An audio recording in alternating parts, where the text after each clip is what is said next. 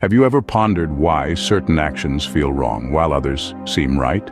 We navigate these waters daily, often without realizing it, as we make choices that reflect our understanding of morality.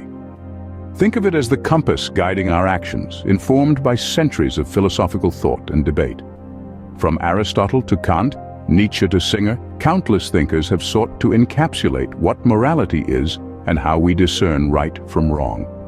These theories of morality, as diverse as the thinkers who proposed them, offer a panorama of perspectives. Consequentialism focuses on the outcomes of our actions, while utilitarianism boils down our interactions into a calculation of pleasure and pain. Kant's theory revolves around the concept of a maxim, a guiding principle for our actions.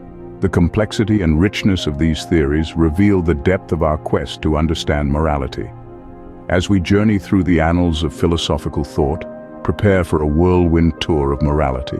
Imagine the ancient Greek agora, bustling with thinkers and their groundbreaking ideas. In the vibrant heart of this intellectual hub, Aristotle, the student of Plato and teacher of Alexander the Great, postulated the first major theory of morality, virtue ethics. Picture Aristotle strolling through the marble-lined paths, passionately discussing how morality wasn't something abstract, but intrinsically tied to one's character. To him, a moral person wasn't one who simply followed rules, but one who embodied the virtues of courage, wisdom, and justice. It was about becoming the best version of oneself, about striving for a state of eudaimonia, a flourishing life.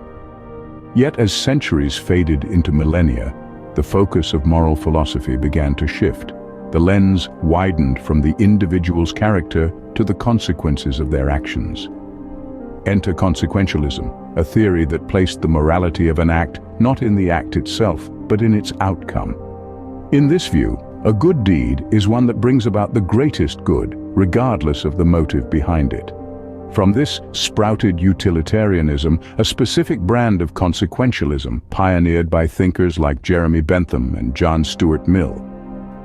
These philosophers proposed a simplified arithmetic of morality, a balance between pleasure and pain. To them, an action was moral if it maximized pleasure and minimized pain for the greatest number of people. A noble sentiment, perhaps, but one that reduced complex human actions and interactions into a binary equation of positive and negative weights. As these theories evolved and refined, the landscape of moral philosophy began to take shape. Yet the ground was still fertile for debate, for the exploration of new ideas and the challenging of established norms.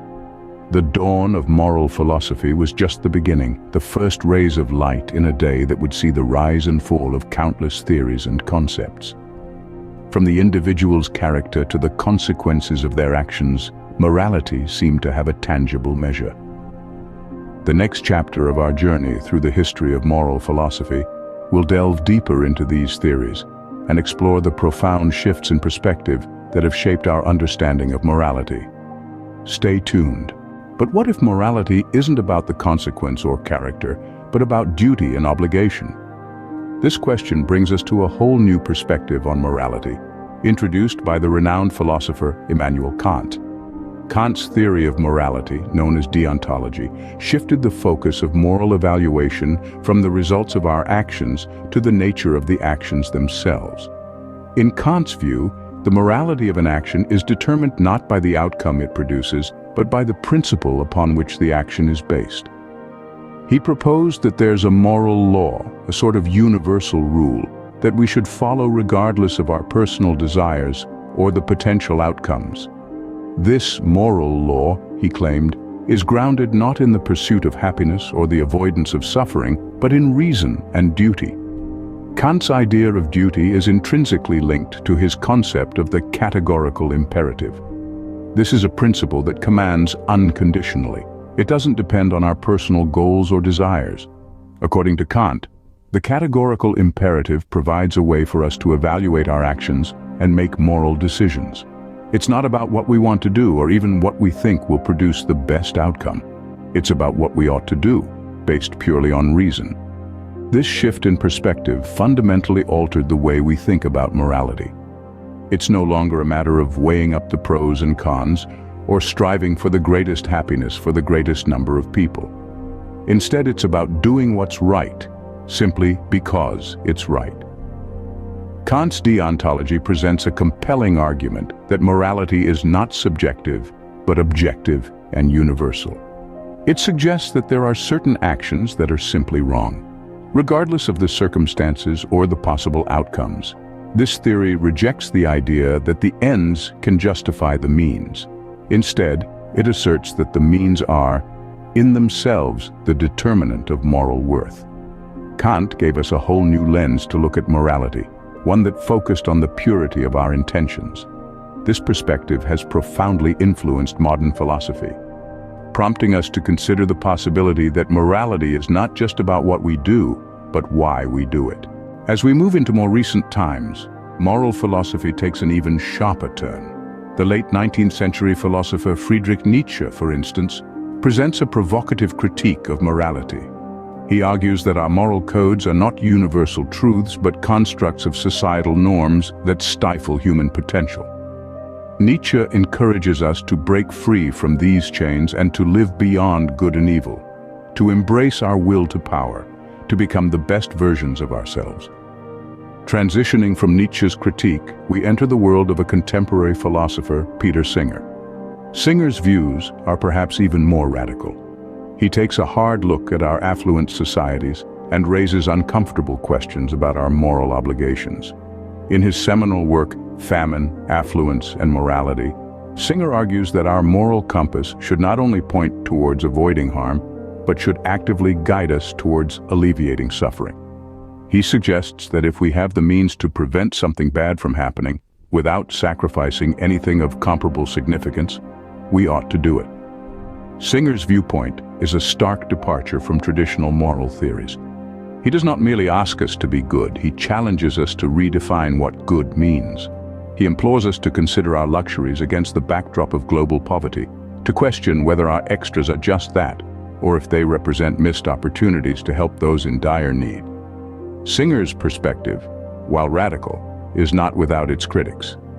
Some argue that his theory places an unreasonable burden on individuals, that it fails to account for the complex socio-economic structures that create and perpetuate poverty. Yet, regardless of where you stand on Singer's views, his theory provokes a critical dialogue about our responsibilities in an interconnected world.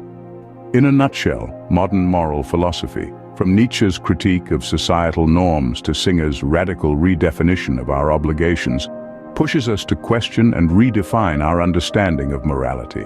Singer challenges us all, casting a shadow on our comfort zones. What if everything you've known about morality was turned on its head? As mentioned, this is the radical proposition put forth by philosopher Peter Singer in his 1972 paper, Famine, Affluence and Morality. Singer argues that in our relatively affluent societies, we are morally obliged to give away the money we would otherwise spend on non-essential luxuries. He suggests that the clothes we don't really need, or the meals at a restaurant that we could have cooked at home, are examples of such luxuries. But Singer's argument goes further. He proposes that not giving our excess wealth to those in dire need is in fact immoral. This is a radical departure from traditional notions of charity, where giving is seen as a praiseworthy act, but not giving is not necessarily seen as immoral. This perspective challenges the way we view our lives and our responsibilities towards others. It raises questions about the morality of our daily choices and the ethics of consumption in our modern societies. Are we, as Singer suggests, all morally bad people for not giving away our excess wealth? Moreover, Singer's argument implies that we can no longer claim ignorance about the suffering in the world. With the global reach of news and the means to help at our fingertips, we are more connected than ever to the hardships faced by others. If we continue to keep our extras for ourselves, knowing that there are those who desperately need them, are we committing an immoral act? This is not an easy pill to swallow. It confronts us with uncomfortable truths about our lifestyles and the world we live in. It challenges us to reconsider our notions of what it means to live a moral life, and to question whether our actions, or lack thereof, align with our moral principles.